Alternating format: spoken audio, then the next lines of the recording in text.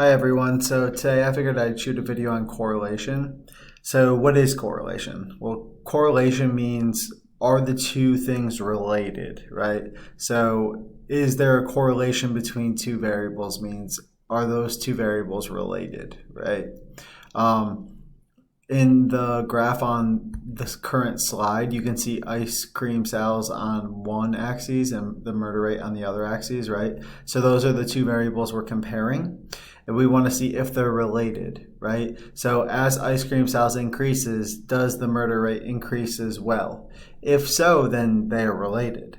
As you can see in this scatter plot, as ice cream sold goes up, so is the murder rate, which means there is a correlation, okay? We'll talk about what all of those dots mean a little bit later on, but you can see that as one of them increases, the other increases as well. So there's three different types of correlation. There's positive correlation, which is exactly what this is, which means as one variable increases, the other increases. Negative correlation means as one variable increases, the other decreases. And then no correlation means there's no relationship between the two variables at all, meaning they're just not related, okay?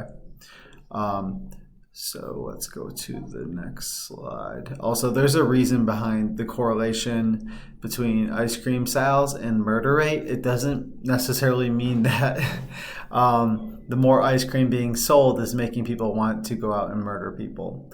Or on the contrary, it doesn't mean that people are killing people and then celebrating with ice cream, right?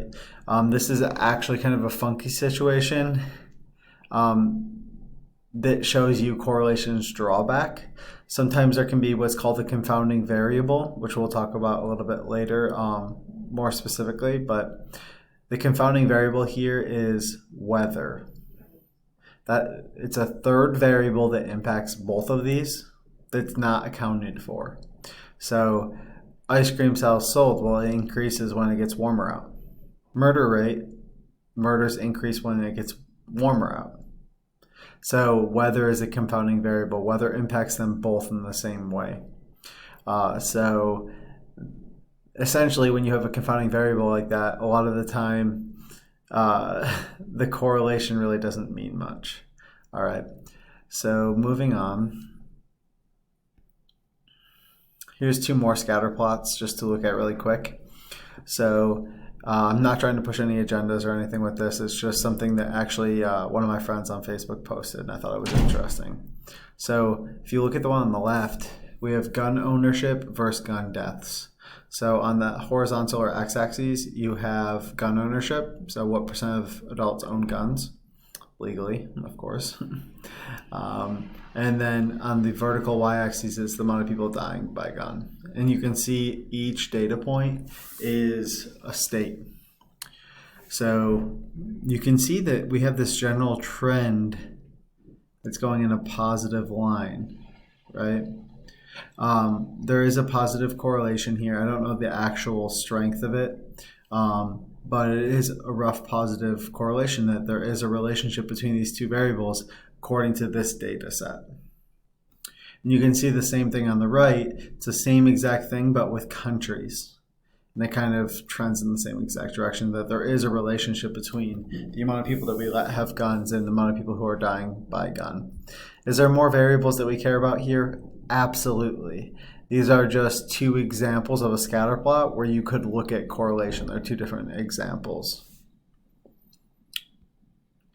Does correlation mean causation? Like, does it mean that one thing causes the other? No, you can't really ever say that one thing causes the other when you're talking about correlation. It might just be a coincidence. There might be confounding variables like we just talked about with the weather. As you can see, here's an actual more of a definition of confounding variable, right? And the example with murders and ice cream sales again. Okay, so we can just say they're correlated or they're not correlated, but we can't say that one causes the other. So How can you measure correlation? Yeah, I had you looking at scatterplots so far, and those were a little bit obvious, but sometimes it's a lot harder to tell, and you also can't really tell the strength that well from just looking at the scatterplot. But nonetheless, the scatterplot is one way to measure correlation, and that's this graph on the right that you've been seeing. So on the graph on the right, again, we got a positive correlation going on. This has to do with visitors and then the average daily temperature. So as the temperature increases, the visitors at the beach increase, which makes sense, right? That's probably not a study that we actually have to do.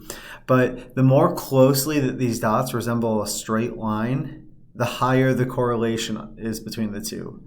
By higher correlation, I mean the stronger the relationship is, okay? And we've talked about outliers so far. Outliers are a data point that's like far away from the rest. They can inflate or deflate correlation just like they mess with average as well. So this is one way to measure correlation, is creating a scatterplot, which I'll walk you through momentarily. But the other way is to actually calculate something that's called the correlation coefficient. It's often referred to as just R, okay? So the correlation coefficient is always between -1 and 1. You can see the scale here. -1 means it's a very strong or perfect negative correlation, which means as one variable goes up, the other goes down. If you get 1, that means there's a really strong positive correlation. As one variable goes up, the other goes up. Similar to the ice cream sales and murder and some of the other examples we've looked at so far. And then 0 is right in the middle, right? Think of this as a number line. So the closer you are to 0, the higher the chances that it's no correlation, right? There's no relationship. So I'm going to show you how to calculate this correlation coefficient as well as create the scatter plot in Excel in a second, but these are the processes that we're going to follow. So maybe you want to screenshot this or take a picture of this or write this down so that you can follow along here. But these are the processes in like instruction format. I'll leave them up there for another second. Maybe you want to pause the video. All right. Lastly, you want to take a look at this table. So this is another thing that you might want to screenshot, take a picture of, or just jot down. And basically what it shows you is how all of the different R values that we're going to calculate, the correlation coefficient, how they relate to the type of correlation and the strength, as well as what they look like in scatterplot form.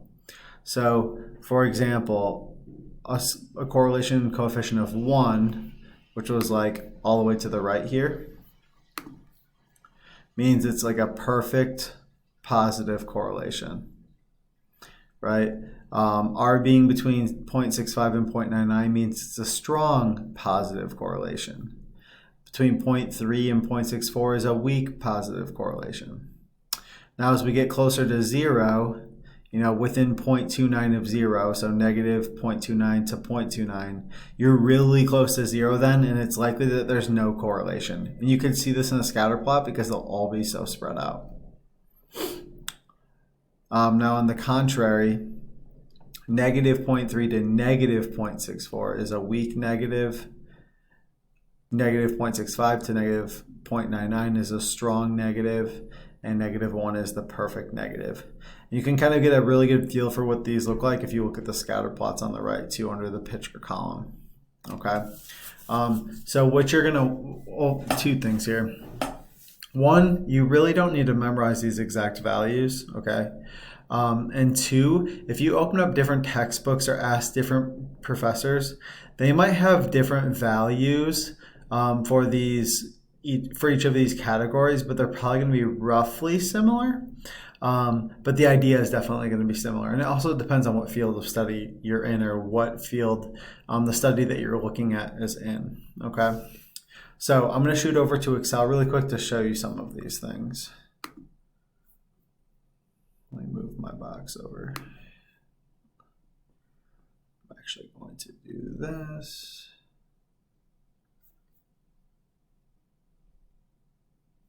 It looks like it won't let me extend it.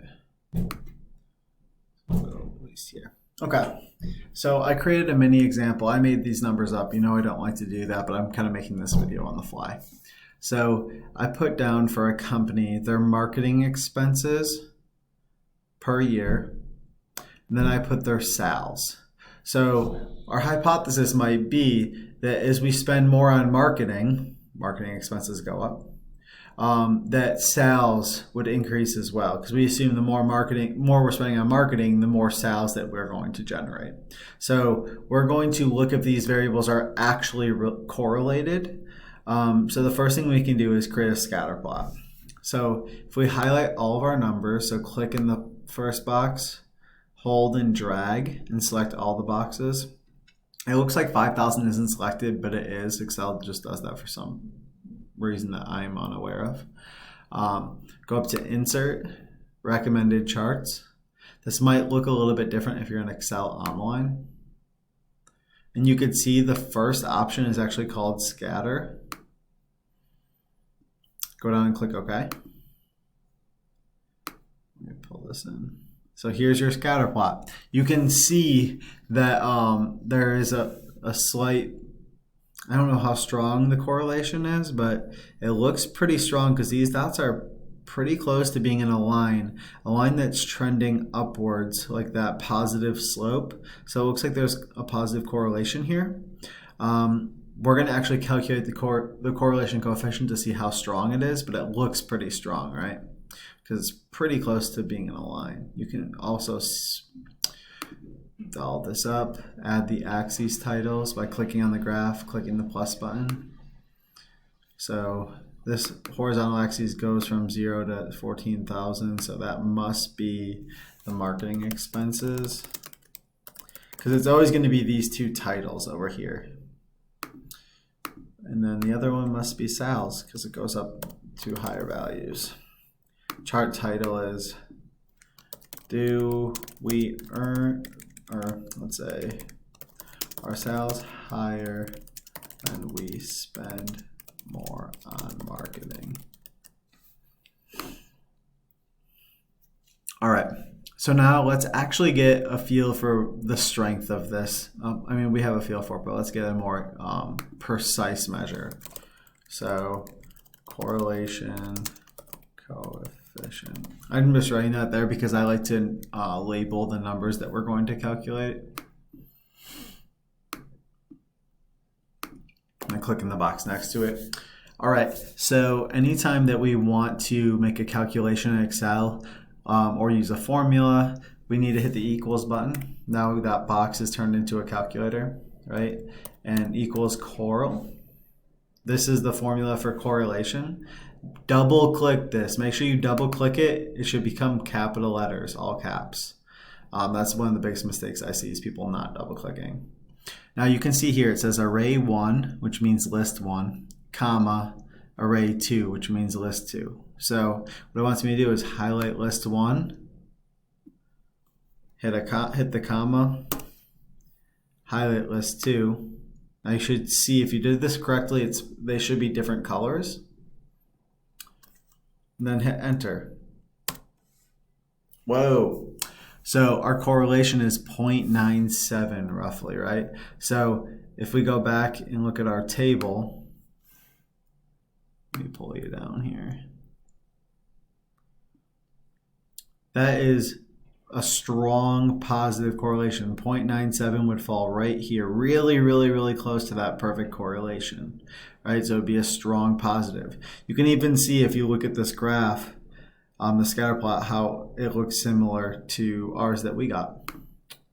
So let me pull you back up here. So what we can conclude here is that there is a positive, or let's say strong positive correlation, which means, and you need to know how to interpret this, as marketing expenses increases, so does sales.